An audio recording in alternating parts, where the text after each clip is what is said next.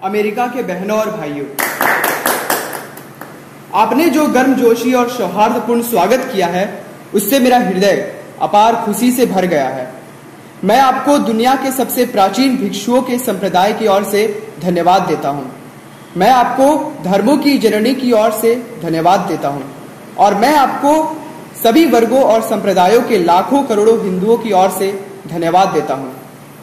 मैं इस मंच पर कुछ वक्ताओं को भी धन्यवाद देना चाहता हूं जिन्होंने पूर्वी देशों से आए प्रतिनिधियों का हवाला देते हुए आपको बताया कि दूर दराज के देशों से आए ये लोग सहिष्णुता के विचार को अलग अलग देशों में ले जाने का गौरव प्राप्त कर सकते हैं।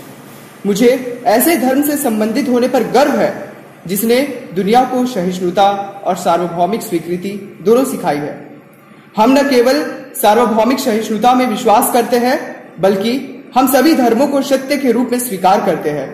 मुझे ऐसे देश से संबंधित होने पर गर्व है जिसने पृथ्वी के सभी धर्मों और सभी देशों से सताए गए और शरणार्थियों को शरण दी है। मुझे आपको यह बताते हुए गर्व हो रहा है कि हमने अपने सीने में उन शुद्धतम इजरायलियों को समेटा है जो दक्षिण भारत में आए और उसी वर्ष हमारे साथ शरण ली, जिस वर्ष उनके पवित्र मंदिर को रोमन अत्याचार द्वारा टुकड़े टुकड़े कर दिए गए थे। मुझे ऐसे धर्म से संबंधित होने पर गर्व है जिसने महान पारसी राष्ट्र के अवशेषों को शरण दी और अभी भी उनका पालन पोषण कर रहा है। भाइयों, मैं आपके समक्ष एक भजन की कुछ पंक्तियां उद्धृत करूंगा। मैं बचपन से ही दोहराता आया हूं, जिसे प्रतिदिन लाखों मनुष्य दोहराते हैं। जिस प्रकार विभिन्न स्थानों से उत्पन्न विभिन्न नदियां अपना जल समुद्र में मिला देती है, उसी प्रकार हे प्रभु, मनुष्य अपनी विभिन्न प्रवृत्तियों के कारण जो विभिन्न मार्ग अपनाता है, भले ही वे विभिन्न प्रतीत होते हो, टेढ़े मेढ़े या सीधे, वे सभी आप तक ही पहुंचते हैं।